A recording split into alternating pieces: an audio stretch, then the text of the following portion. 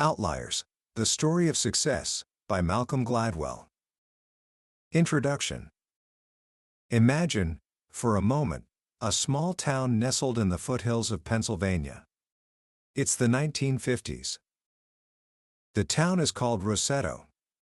And in this town, something strange is happening. Or rather, something strange is not happening.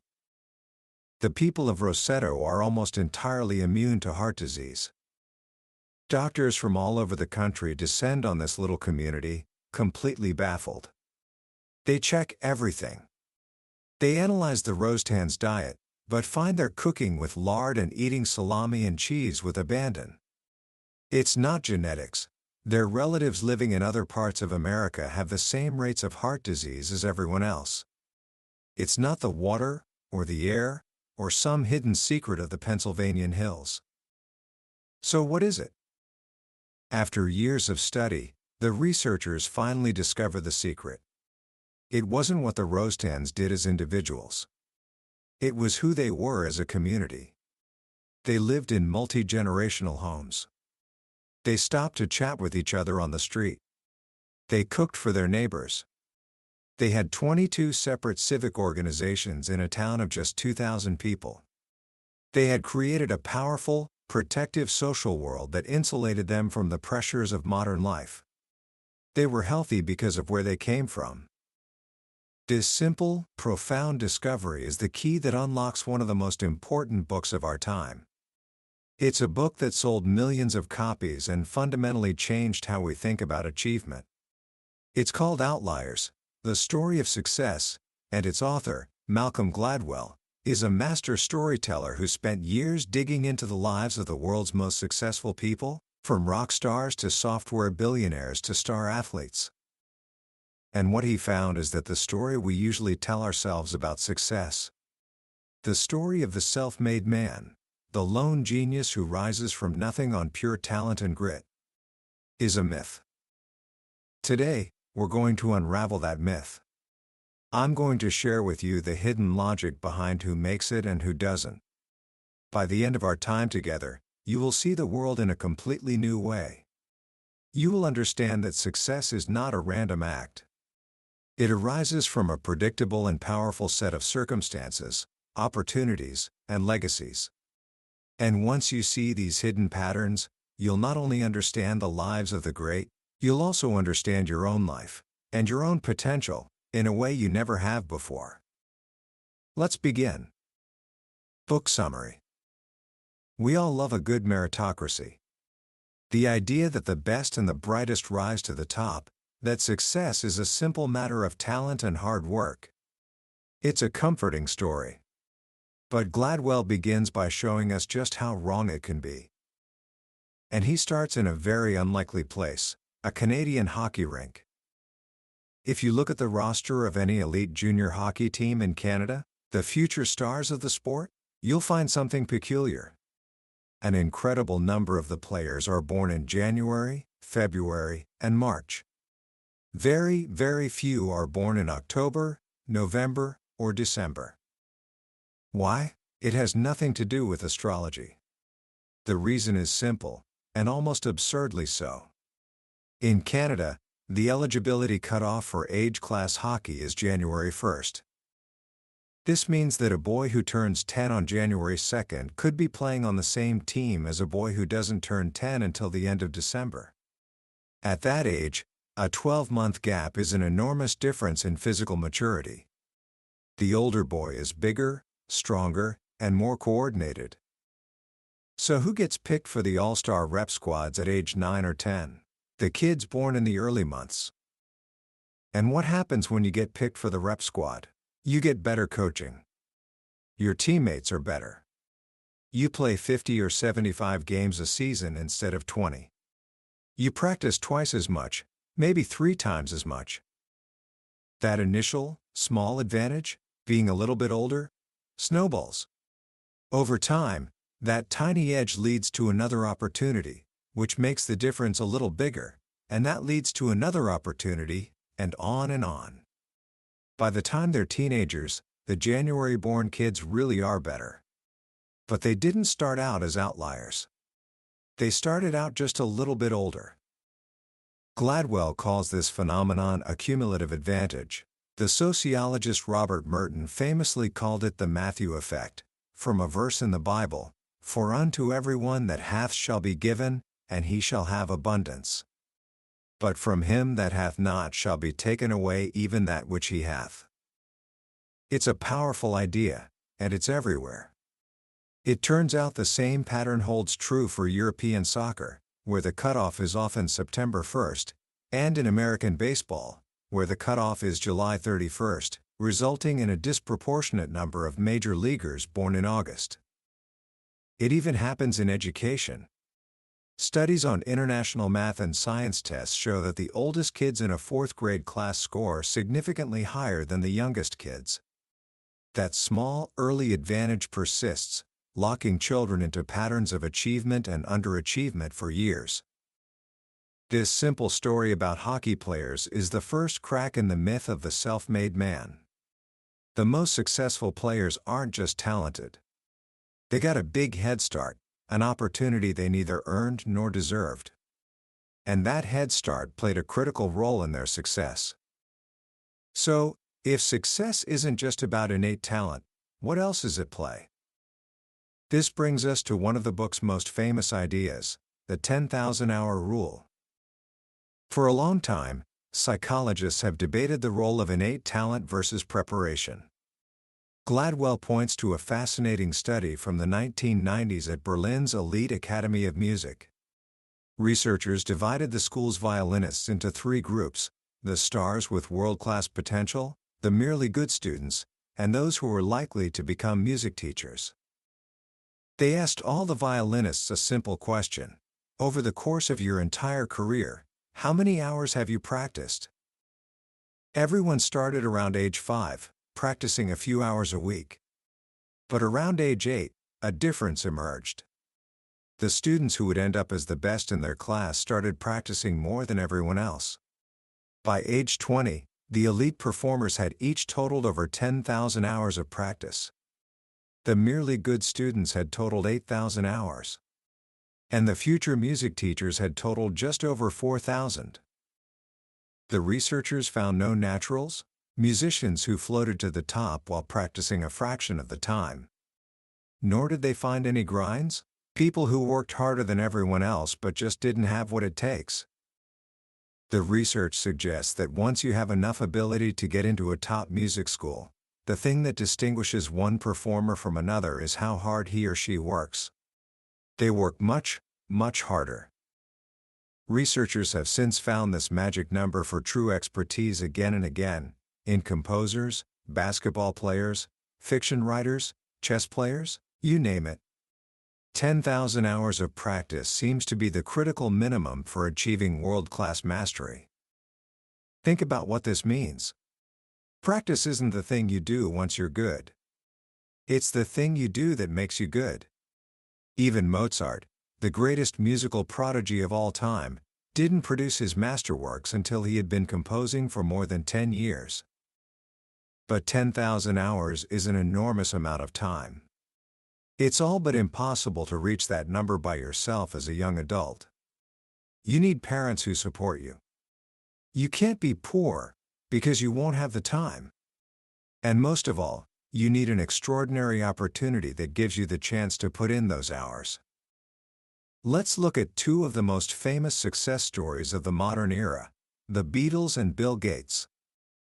Before the Beatles came to America in 1964 and changed the face of music, they were just a struggling high school rock band. But in 1960, they got a strange invitation to play in the strip clubs of Hamburg, Germany. It wasn't glamorous. The pay was terrible. The audiences were rough. But what Hamburg gave them was time. Hour after hour, night after night, they were forced to play.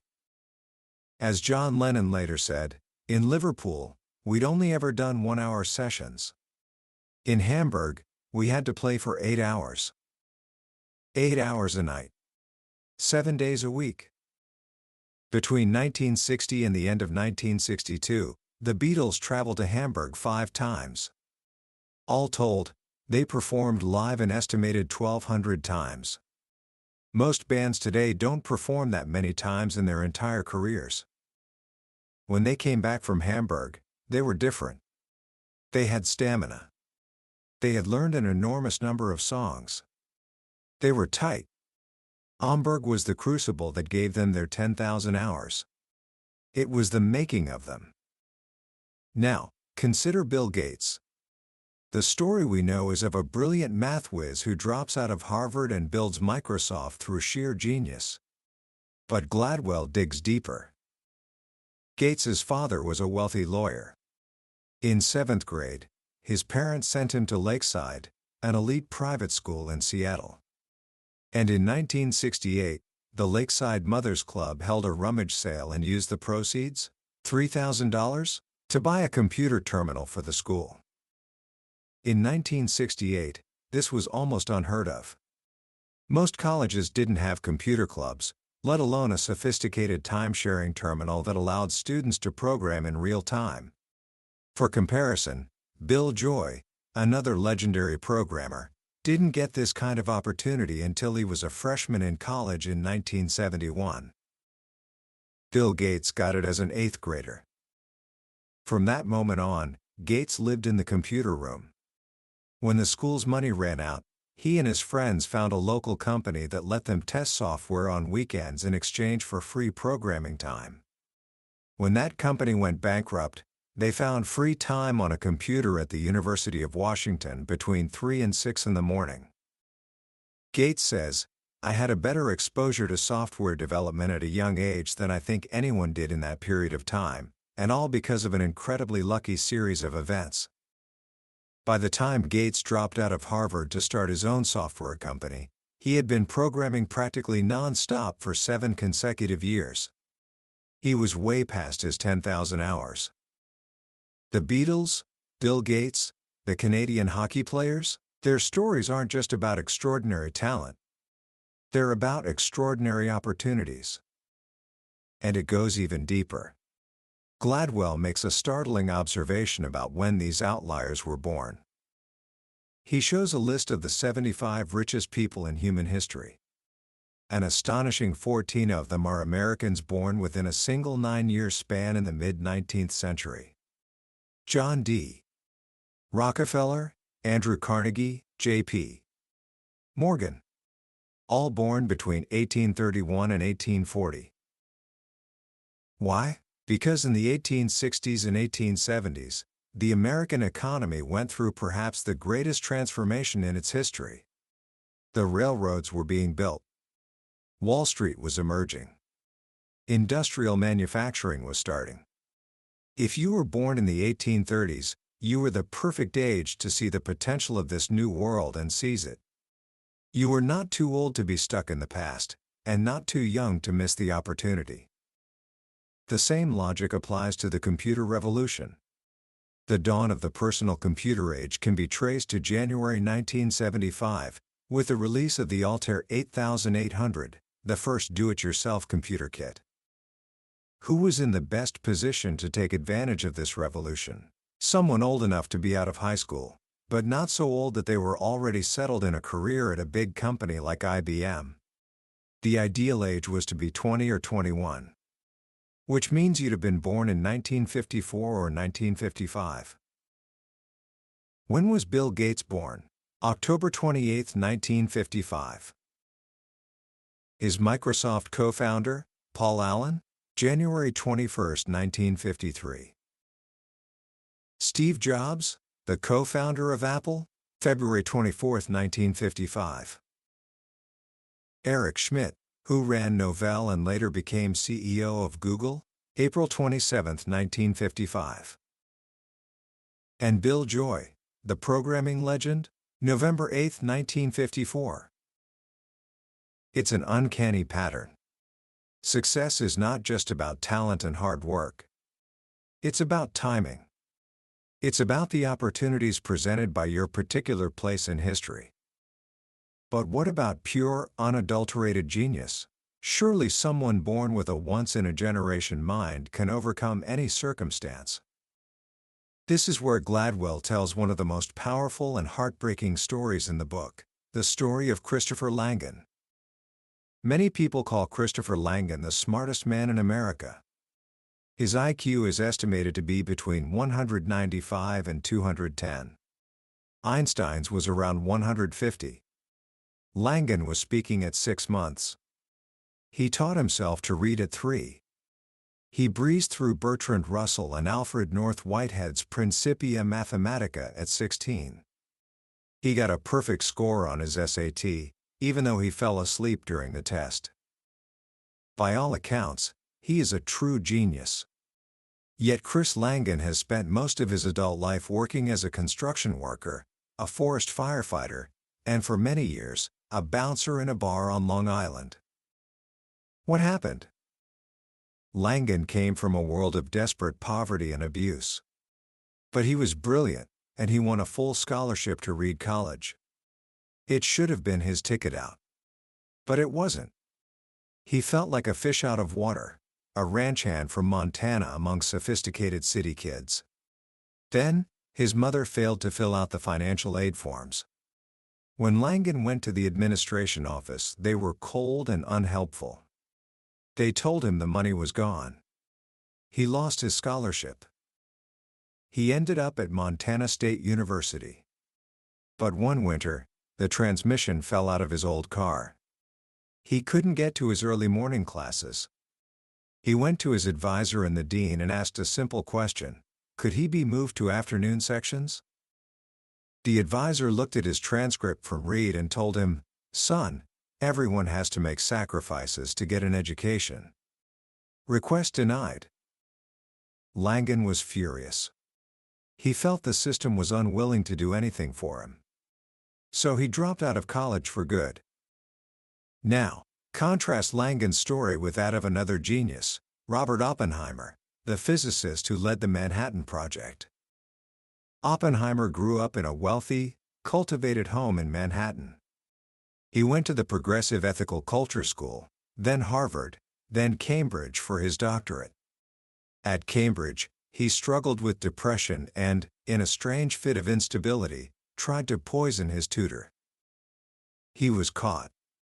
Trying to murder your professor is, to put it mildly, a serious offense. What happened? After, as his biographers write, protracted negotiations, it was agreed that Oppenheimer would be put on probation and see a psychiatrist. Langan couldn't get a class changed. Oppenheimer tried to kill a man and got probation. What was the difference? It wasn't intellect. The difference was something the psychologist Robert Sternberg calls practical intelligence. It's knowing what to say to whom, knowing when to say it, and knowing how to say it for maximum effect. It's savvy. It's the ability to read situations and get what you want. Oppenheimer was a master of it. Langan had none. He couldn't persuade his teachers or deans. He couldn't navigate the system. And where does practical intelligence come from? Gladwell argues that it comes from our families. He introduces the work of sociologist Annette Lareau, who studied the parenting styles of wealthy and poor families. Wealthier parents, she found, engage in what she calls concerted cultivation. They shuttle their kids to activities. They reason with them. They teach them to question adults and negotiate for what they want. They learn a sense of entitlement, not in a bad way, but in the sense that they feel they have a right to be heard and to have their needs met. Poorer parents tend to follow a strategy of accomplishment of natural growth. They see their responsibility as caring for their children but letting them grow on their own. They are intimidated by authority. They teach their children to be deferential and constrained. Oppenheimer was a product of concerted cultivation. He knew how to talk his way out of a murder charge and into running the most important scientific project of the 20th century. Langan was a product of a world that taught him to distrust authority and be independent. He never learned how to make the world bend to his will. This brings us to the second half of Gladwell's argument. Success isn't just about the opportunities we're given. It's also about the cultural legacies we inherit. These legacies are powerful forces, with deep roots, that persist for generations and shape our behavior in ways we can barely imagine. To illustrate this, Gladwell takes us to the Appalachian Mountains of Harlan, Kentucky, in the 19th century. For decades, the town was torn apart by a violent feud between two families, the Howards and the Turners. It was a brutal, bloody affair that seemed senseless. But it wasn't an isolated incident. All up and down the Appalachians, similar feuds were erupting. Gladwell explains that these were not random acts of violence. They were the product of a culture of honor. The people who settled the American backcountry were overwhelmingly immigrants from the lawless borderlands of Scotland, England, and Northern Ireland. They were herdsmen, not farmers. A farmer's livelihood depends on community cooperation. But a herdsman is on his own, and his wealth, his animals, can be stolen in an instant. To survive, a herdsman has to be aggressive. He has to make it clear that he is not someone to be trifled with. He has to be willing to fight in response to the slightest challenge to his reputation. This culture of honor was transplanted to the mountains of America, and it explains the pattern of violence. Even today, psychologists have found that this legacy persists. In experiments, they found that young men from the American South react far more aggressively to being insulted than men from the North. The legacy of their ancestors, herdsmen from centuries ago, still shapes their behavior. Sometimes, these cultural legacies can be a hindrance. And nowhere is this clearer than in the cockpit of an airplane. Gladwell tells the story of Korean Air. In the 1980s and 90s, the airline had one of the worst safety records in the world. Their planes were crashing with alarming frequency. Investigators were puzzled. The planes were modern. The pilots were well trained. So what was going wrong? Gladwell points to the work of the Dutch psychologist Hart Hofstede, who studied cultural differences around the world. One of his key dimensions is the Power Distance Index (PDI), which measures how much a culture values and respects authority. In low-power distance cultures, like the United States, power is something leaders try to downplay. People are more comfortable challenging authority. In high-power distance cultures, hierarchy is strictly observed. Subordinates are afraid to express disagreement with their managers. Korea is a classic high-power distance culture. Now, think about a cockpit. Modern airplanes are designed to be flown by two people, checking and balancing each other. Safety depends on clear communication. But what happens in a culture where the first officer is deeply uncomfortable challenging the captain, even when the captain is making a mistake? Tragedy. Gladwell analyzes the black box recording from a Korean air crash in Guam. The captain is tired. The weather is bad. He's making a series of small errors. The first officer and the flight engineer know something is wrong. But they can't bring themselves to speak up directly. They hint. They use mitigated speech. They downplay and sugarcoat what they are saying. The first officer says, "Don't you think it rains more in this area, here?" What he means is, "Captain, this is a dangerous visual approach in a storm." The flight engineer says, "Captain, the weather radar has helped us a lot." What he means is, "Look at the radar. We are flying into a mountain." Their hints are too subtle. The exhausted captain doesn't understand. And the plane crashes. How did Korean Air fix its problem? A new executive came in and made a radical change. He required all flight crews to speak English. Why? Because English, the language of aviation, was a way to give his pilots an alternate identity. In English, they were free from the strict hierarchies of the Korean language. They could step outside their cultural legacy and communicate as equals. Today, Korean Air has one of the best safety records in the world. They succeeded because they were willing to confront the aspects of their heritage that did not suit the modern world. But what if a cultural legacy is not a hindrance, but a powerful advantage? This is the final, and perhaps most fascinating, piece of the puzzle. It's the story of rice paddies and math tests. For years, students from Asian countries have substantially outperformed their Western counterparts at mathematics. We often assume this is due to some innate Asian proclivity for math. But Gladwell argues the answer lies in a cultural legacy that is thousands of years old. He starts by pointing out a simple linguistic advantage. Chinese number words are very brief. You can say the numbers from 1 to 10 in about 2 seconds. In English, it takes closer to 3. Our memory loop for digits runs for about 2 seconds, so Chinese speakers can hold more numbers in their head. Their number system is also more logical. 11 is 10-1, 12 is 10-2. This transparency makes basic math functions like addition much easier for Asian children. They get a head start. But the real advantage comes from something much deeper: the legacy of the rice paddy. Western agriculture has traditionally been mechanically oriented. A farmer increases his yield by buying bigger, better equipment. But a rice paddy in southern China is tiny, maybe the size of a hotel room. There's no room for big equipment, and no more land to clear. So how does a rice farmer improve his yield? By being smarter. By weeding more diligently. By being more precise with fertilization and water levels. Rice farming is skill-oriented. There is a clear and direct relationship between effort and reward. The harder you work, the more you get. And the work is relentless. A peasant in 18th century Europe might work 1,200 hours a year, with long periods of idleness in the winter.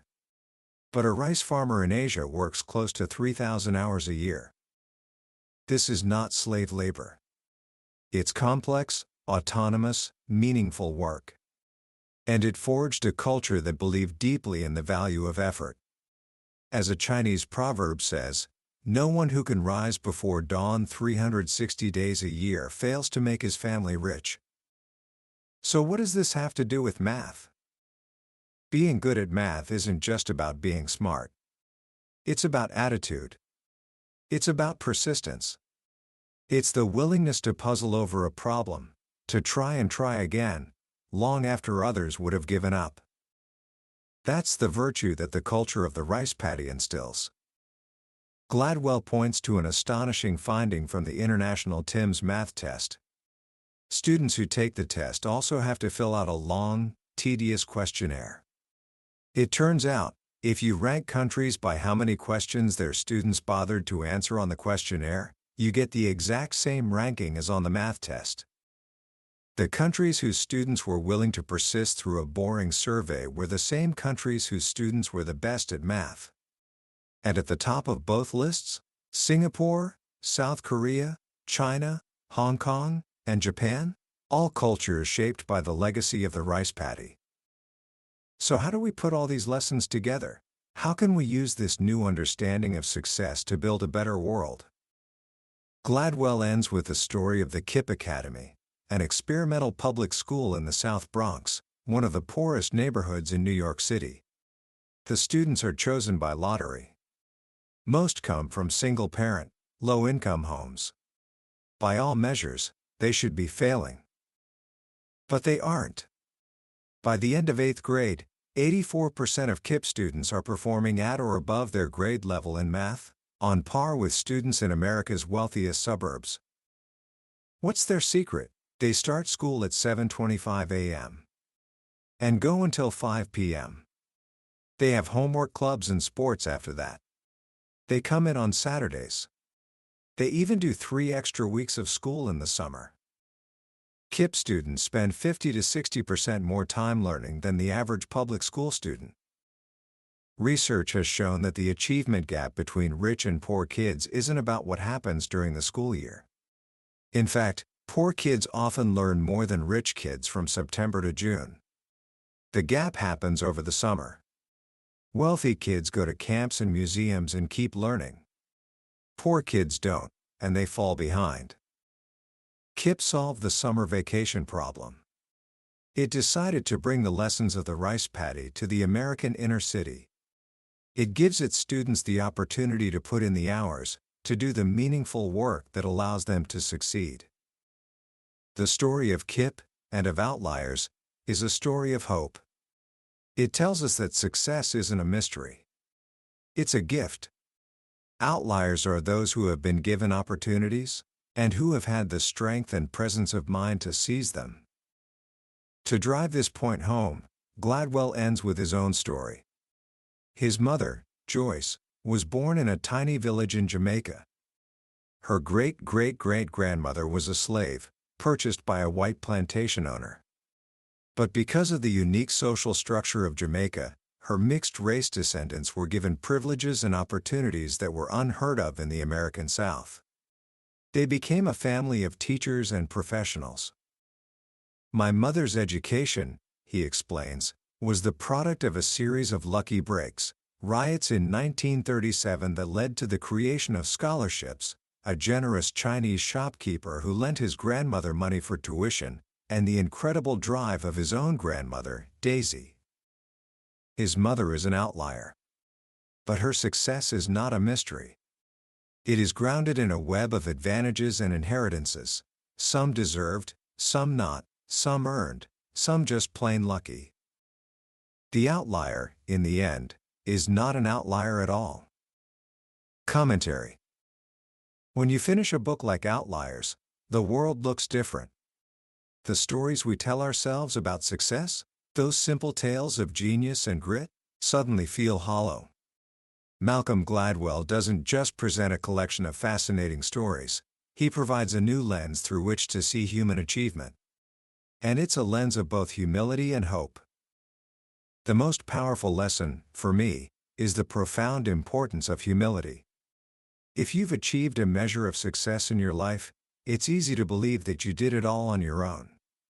But Gladwell forces us to look again, to see the invisible currents that carried us forward, the lucky timing of our birth, the parents who practiced concerted cultivation, the cultural legacy that gave us a particular strength, the Hamburg or Lakeside that gave us our 10,000 hours. This doesn't diminish our hard work, not at all. It simply places it in a richer, more honest context. It reminds us that we are all products of history and community, of opportunity and legacy. This perspective also fosters a deep sense of compassion. When we see someone who is struggling, our first instinct is often to judge their effort or their choices. But Outliers encourages us to ask a different set of questions. What opportunities were they denied? What cultural legacy are they battling? Was their advisor at Montana State unwilling to move a class for them? Were they born in the wrong month for hockey? Or in a high-power distance culture that makes it hard to speak up? We become less dismissive of those who fail, and more aware of the systemic barriers that stand in their way. And that leads to the book's ultimate message of hope. If success is not just a matter of innate talent, then we are not stuck with the world as it is.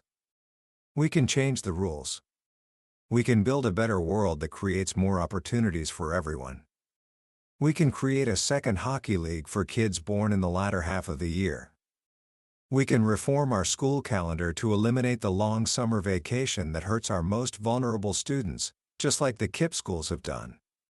We can teach pilots from high-power distance cultures how to communicate more effectively. Success doesn't have to be a patchwork of lucky breaks and arbitrary advantages. We have the power to engineer it. We can design systems and societies that give everyone a chance to fulfill their potential. So, what can you take from this today? First, take a moment to look back on your own life. Identify the lucky breaks, the hidden advantages, the people and circumstances that gave you a leg up. Be grateful for them. Acknowledging the role of fortune in your own life is the first step toward true wisdom. Second, when you look at the successful people you admire, don't just ask what they're like. Ask where they are from. Dig into their history, their opportunities, their legacies. You'll find a much richer and more interesting story. And finally, Remember the profound truth at the heart of this book: we never make it alone. The world could be so much richer than the one we have settled for. By understanding the true nature of success, we can begin the work of building that richer world, one opportunity at a time. That was a summary of Outliers, the story of success by Malcolm Gladwell. We've touched on the major themes today, but I'll be honest with you, a summary can only take you so far. The real magic happens when you hold the book in your hands. It's in the quiet moments, when a particular story or a simple phrase connects with your own life in a way you didn't expect. This summary is a map, but reading the book is the journey. If anything we've talked about today has sparked your curiosity, I encourage you to grab a copy. Reading it isn't just about learning, it's an experience that can genuinely change the way you see yourself, your community, and the very nature of success. A link to the book is in the description.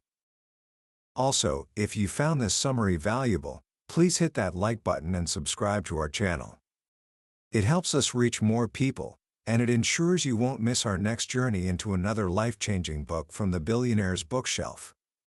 Let's keep learning and growing together.